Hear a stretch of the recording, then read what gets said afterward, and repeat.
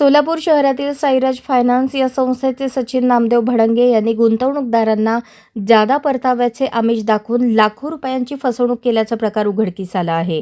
या प्रकरणी जोडभावी पेठ पोलीस ठाण्यात गुन्हा वर्ग करण्यात आला असून आर्थिक गुन्हे शाखेकडे तपास देण्यात आला आहे। तक्रारदार पूनम धनंजय ढवळे वय 40 राहणार होमकर नगर भवानीपेठ सोलापूर यांनी पोलीस आयुक्त कार्यालयात दिलेल्या अर्जावरून ही कारवाई करण्यात आली आहे।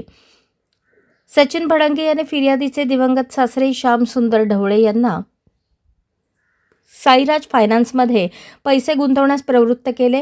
गुंतवणुकीवर दरमहा 12% दराने परतावा देऊ असे आमिष दाखवून श्याम सुंदर ढवळे यांच्याकडून रोख आणि खात्यावर असे एकूण 79,48,000 रुपये घेतले।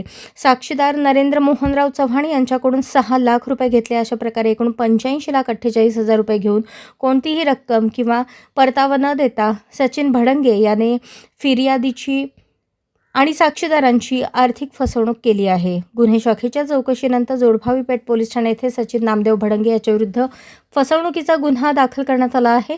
या प्रकरणाचा पुढील तपास आर्थिक गुन्हे शाखेचे सहाय्यक पोलीस निरीक्षक पेटकर हे करत आहेत। अशाच नवनवीन अपडेटसाठी जनता राज्य न्यूज चॅनलला सबस्क्राईब करा, लाईक करा आणि शेअर करायला विसरू नका।